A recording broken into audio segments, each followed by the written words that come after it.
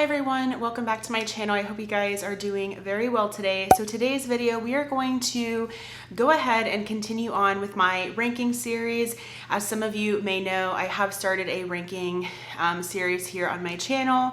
So far, I have ranked my primers and my foundations, and in today's video, we are going to be ranking my concealers. So I don't have too many, so I'm hoping that this will actually be a short video. Let's see if Sabrina can actually manage to do a short video. But yeah, I have 11 concealers to go ahead and rank with you all today. I will be sure to link every concealer that I'm talking about in today's video down below. Some of those links may be affiliate links, which means if you do choose to shop through the links, I do receive a small commission, and I want to thank you so much for supporting me and my channel if you choose to do that. So without further ado, let's go ahead and get into this ranking video. Okay, so as I mentioned, I do only have 11 concealers to rank in today's video. Please keep in mind, I do have more than 11 concealers in my collection. These are just the concealers that I felt strongly enough about to be able to actually rank and formulate an opinion on. So that is what we're working with in today's video. Ranking in at number 11 is my Rimmel The Multitasker Concealer.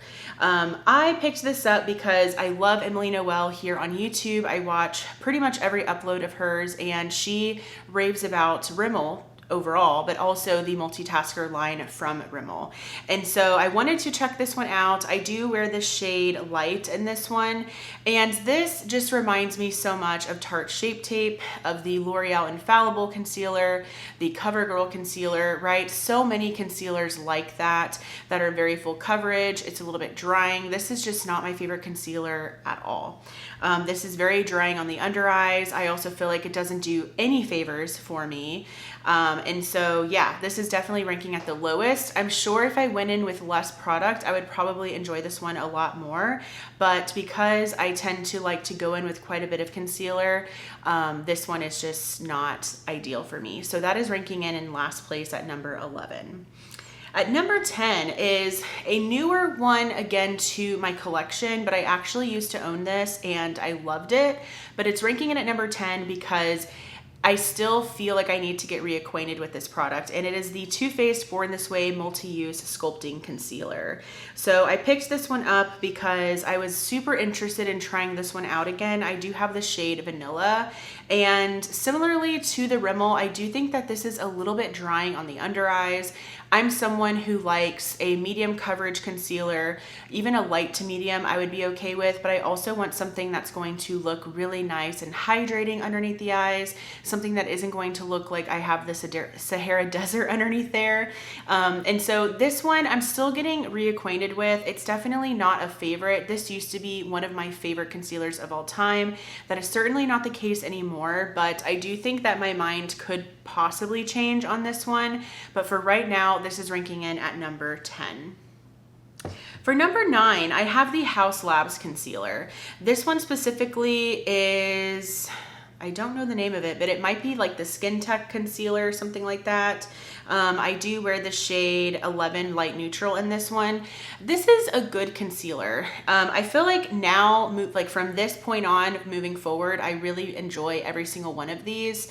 The Haus Labs concealer is a good concealer. It has really great coverage, and it's also a lot less drying than the Rimmel, than the Too Faced. The only issue with this one is that it is a pretty dry concealer, like actually to the touch, it's pretty dry and it's a little bit thicker. I feel like this concealer, it dries super quickly, and so because of that, I do feel like it's a little bit more of a finicky product for me in my under eyes. It's not one that I feel like I can rely on all the time because of that reason. However, whenever I have used it, I do think it looks really beautiful. It just can look a little bit crepey sometimes if I do go in with too much, or if I let it sit for too long before I blend it out, you know what I mean? So this one is just a little bit more of a thicker formula, and because of that, I do think that I have less time to work with it. So that's the only reason. But if you blend it out right away, if you kind of like are careful with how much you apply at, you know, right away, I do think that it could look very beautiful underneath the eyes. So that's ranking in at number 9. At number 8, I do have the ABH concealer. This one is called the Magic Touch Concealer, and I have this one in number 4. This is very similar actually to the Haus Labs. I do think this one is a little bit better though, in my opinion. I tend to like this one a little bit more than the Haus Labs, but very similar consistency. It's a little bit thicker. It's going to be pretty full coverage, like medium to full coverage. But that thickness, again, kind of similar to the Haus Labs. You don't have a ton of time to blend this one out. And so I tend to go in with a little bit less than I would with maybe more of a creamier concealer. And I tend to kind of blend it out right away. But this one, I really love the effects that it has on the under eyes. I'm actually really close to finishing this one up. This might be the concealer that I focus on next to finish up. But yes, I do like this one. I don't know if I would repurchase it by any means, but I do think that it's a good, maybe even like special occasion or event concealer, because it does have pretty good coverage. So that one is ranking in at number 8.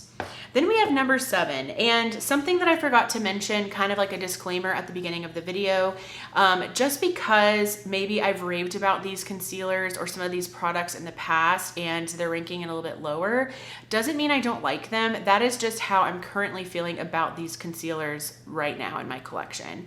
I do an everyday makeup drawer, and so I'm rotating through the products in my collection, and so my taste change as far as like which products I prefer. And so right now, looking at them in my collection, this is kind of how I'm feeling. So that's where the ranking came in, right? That's why they're placed where they're at. But ranking it at number 7 is the Huda Beauty. This is the Faux Filter Concealer. I do wear the shade Coconut Flakes 2.7N. This is a really, really great concealer. This is probably, if I were to want a full coverage concealer, this is probably the one that I would gravitate towards. This is probably the one that I would recommend to people. That or the e.l.f. Hydrating Camo Concealer. I actually, fun fact, repurchased that one, but I didn't want to rank it in today's video because it's still kind of newer-ish to my collection. I'm getting reacquainted.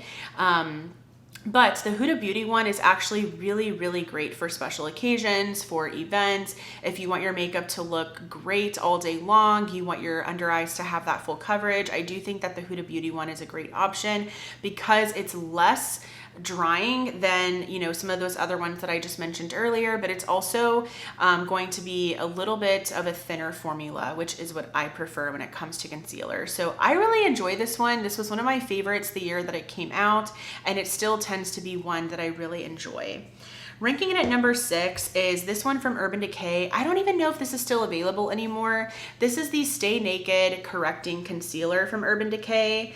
And this one, I do wear the shade 30NN. This one reminds me so much of the Huda Beauty one because this one is pretty decent coverage. I would say it is less coverage than Huda Beauty. It's maybe more of like a medium coverage concealer. It is very nice and creamy though, which is what I love. I also love that you have, because it's creamy, you have time to work with this one. You have time to, you know, blend this one out. You can even build it up if you wanted to build up coverage in certain areas. So I really like this formula. I think that it builds up really nicely, and I do love the consistency because it is really nice and creamy.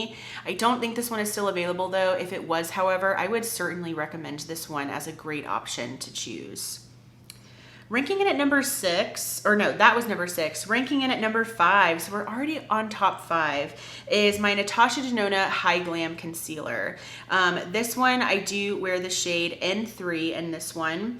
And this one has been kind of a like love-hate relationship. I feel like there are times when I really, really love this concealer, and then other times I feel like it's not a favorite. So this one is definitely one that is kind of polarizing to me, which is really weird, but overall I do think I tend to have a really great experience with this one.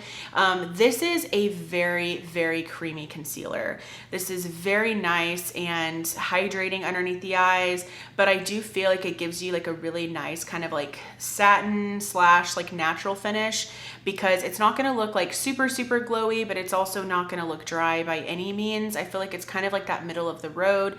Again, this is very creamy. It has that thinner formula that I really, really love and enjoy in most of my concealers. And so I do think this one is going to be great for every day. You know, this is a little bit of a pricier concealer because it is Natasha Denona, but I do recommend it. I do think that it does a great job at correcting, but also at covering as well. And fun fact, this concealer is really great as a foundation. So if you're ever, you know, in a hurry and you just want to apply concealer as your foundation because you don't have a ton of time to get ready, this is a really great concealer to do that with. So that's ranking it at number 5. At number 4, I have my Tower 28. I want to say this is like the Swipe Up concealer or something like that. I never remember the name of it. Does it say? It doesn't, but it is their serum concealer, and I do have the shade DTLA. This one, I feel like I go back and forth between this one and the Natasha Denona. They can kind of be interchangeable if I'm being honest. This is very creamy as well. It is in the name a serum concealer, so this is going to look really nice and hydrating and lightweight underneath the eyes.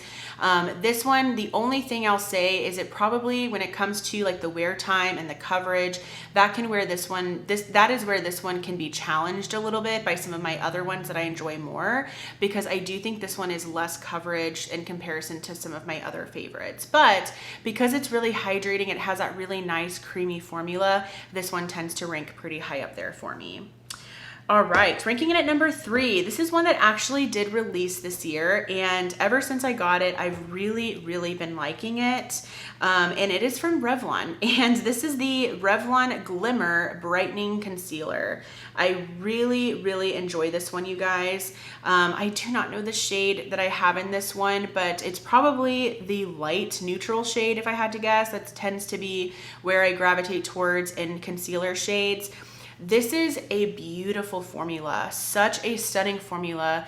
This is pretty much everything that I want in a concealer, because it's creamy, it has a brightening effect to it, which I love, right? I love when my under eyes look really nice and bright and hydrated and glowy and moisturized, all of the things. I feel like this concealer does do that. This is pretty light coverage though. I do feel like if you're wanting something that's full coverage or even medium coverage, you may not like this one. But if you're someone who likes something that's more like lighter coverage or even light to medium, and you want your under eyes to look really nice and brightened, I think you'll really enjoy this one for an everyday concealer option. But yeah, this one quickly became a favorite ever since I purchased it this year, and I was using it nonstop when I first got it. So really enjoy the Revlon Glimmer Concealer. Ranking it at number 2 has been the concealer that I've literally been using nonstop because I'm trying to finish it actually.